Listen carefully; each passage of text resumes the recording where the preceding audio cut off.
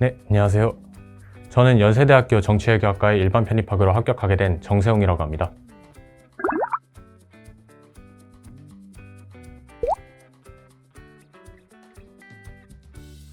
제가 연세대학교, 고려대학교 편입을 준비를 하게 된 계기는 정치외교학을 공부하기 위해서는 연세대와 고려대만한 학교가 없다고 판단했기 때문입니다. 모두가 아시다시피 정치외교학과가 개설되어 있는 대학교는 정말로 많습니다. 그래서 정치외교학을 공부하는 입장에서 차별점을 가지기 위해서는 학교의 이름값이 더욱 중요하다고 판단을 하게 됐는데요. 때마침 2학년을 마친 저에게 있어서 연세대와 고려대만큼 더 좋은 학교는 없다는 것을 알게 되었고, 기왕 한국에서 공부로 진로를 잡았으니 스카이로 가서 공부를 해보고 싶다라는 욕망이 생기게 되어서 편입을 결심하게 되었습니다. 저 같은 경우에는 연고대 전공시험 대비를 위해서 이갑식 교수님의 커리큘럼을 따라서 2024년 4월부터 시험을 대비하게 되었습니다. 2024년 4월부터 8월 그리고 9월 이후로 크게 공부 시간대가 나뉘는데요. 2024년 4월부터 8월까지는 이갑식 교수님의 기본 유형 강좌부터 시작해서 연대기출, 고대기출 강의 또한 수강하며 논술의 기본기를 공부하고 그것을 실전 기출문제에 적용하는 연습을 계속해서 반복하였습니다. 그리고 2024년 9월 이후에는 현강으로 출석을 하여 강의를 수강하게 되었는데요. 그 이유는 9월 달부터 커리큘럼상 본격적으로 실전 연습이 시작되는 시점이었기 때문입니다. 그래서 9월부터 12월 시험 직전까지는 학원에서 실전적인 연습을 거듭하면서 실전 감각을 끌어올리는 데 집중하였습니다. 제가 준비한 기타 서류는 OPIC-AL, JLPT N1, 한국사 능력 검정 시험 1급, 그리고 봉사활동 2개였습니다. 제가 기타 서류를 준비할 때 가장 중요하게 생각했던 점은 지원하는 전공과 얼마나 연관성이 있는 서류를 준비하는지에 특히 집중을 했던 것 같습니다. 그래서 기타 서류를 준비하는 동안 수험생활 동안 했던 봉사활동 및 어학시험 역시도 그러한 점들을 항상 염두에 두면서 기타 서류를 준비하였습니다.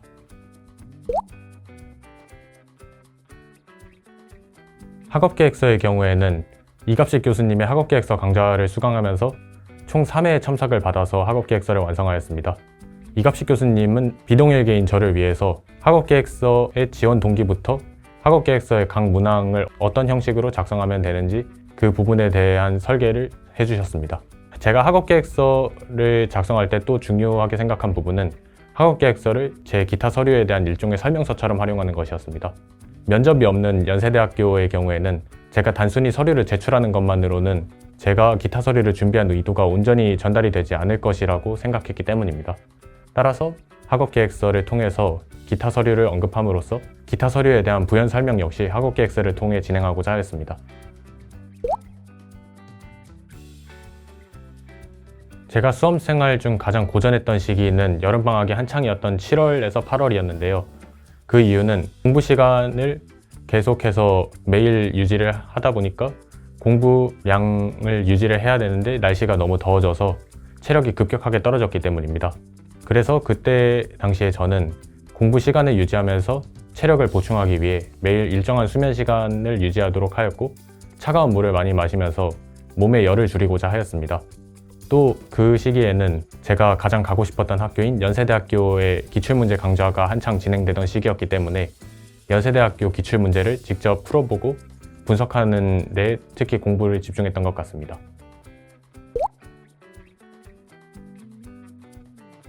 우선 실질적인 측면에서는 1차 시험이 가장 중요하다고 생각합니다. 연고대 모두 1차 시험의 비중이 전체 전형의 60%이기도 하고 대부분의 불합격자는 1차 전형에서 나오기 때문입니다. 또 정신적으로 가장 중요한 것은 본인이 해야 할 공부를 묵묵히 꾸준하게 하는 태도라고 생각합니다. 실력은 개인이 꾸준히 노력하는 그 결과물이라고 생각하기 때문입니다. 저의 슬럼프는 10월 달에 찾아왔었습니다. 그 이유는 그때 당시에 저는 논술에서 정답보다 오답을 작성하는 경우가 더 많았고 글이 잘 안 써진다는 느낌을 강하게 받았기 때문입니다. 그래서 제가 슬럼프를 극복하기 위해서 채택했던 방안은 오답노트 만들기였습니다. 오답노트는 첨삭을 하고 나서 제가 지적을 받았던 부분을 정리를 하였는데요. 오답노트를 만들어냄으로써 저는 그동안 제가 놓친 부분이 많았다는 것을 깨닫게 되었고 오답노트를 만들고 그 내용을 숙지한 이후에는 더 이상 논술에서 같은 실수를 반복하지 않게 되었습니다. 또 제가 주의할 점을 항상 상기하면서 글을 작성하다 보니 정답도 더욱 정밀하게 도출해낼 수 있었고 그 결과 슬럼프를 극복해내는 데 성공하였습니다. 파이널 시기에 제가 가장 집중하고자 한 부분은 문제 풀이를 위한 일정한 루틴을 만들어내는 것이었습니다. 시험장에서는 어떤 변수가 발생할지 모른다고 생각하였기 때문에 일정한 풀이 방식으로 안정적으로 풀 수 있는 능력이 중요하다고 생각을 하였습니다. 따라서 실전 연습이 거듭되던 11월, 12월 파이널 시기에 저는 제시문 독해부터 개요 작성까지 항상 똑같은 방식으로 논술을 작성할 수 있도록 그 부분을 의식하면서 논술 답안을 작성하고자 하였습니다. 그 결과 저는 실전 시험장에서도 크게 무리하는 부분 없이 안정적으로 시간 내에 답안을 작성할 수 있었습니다.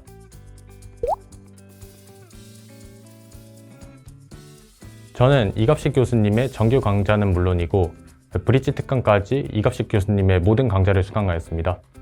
이갑식 교수님의 강좌는 논술의 가장 기본적인 부분부터 실전 연습까지 1년 단위로 커리큘럼이 철저하게 짜여 있습니다. 저는 고등학생 때 논술을 경험해 본 적이 없는 소위 말하는 노베이스 학생이었기 때문에 저의 편입 논술 실력은 오로지 이갑식 교수님의 강의를 통해서 만들어졌다고 생각합니다.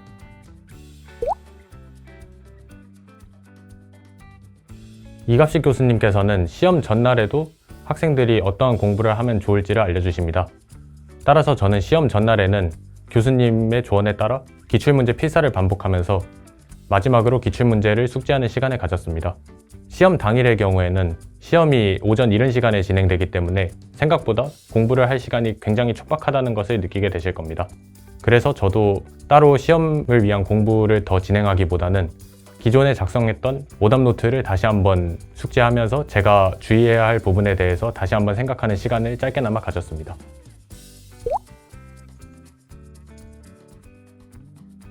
연고대 편입 논술을 준비하실 생각을 가진 여러분들이라면 이갑식 교수님을 믿고 따라가 보실 것을 적극 추천드립니다.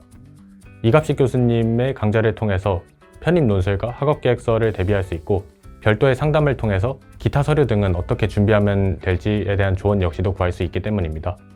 저 역시도 이갑식 교수님의 강좌를 들으면서 논술과 학업계획서를 준비할 수 있었고 이갑식 교수님과의 상담을 통해 기타 서류를 준비할 수 있었기 때문에 합격을 할 수 있었다고 생각합니다.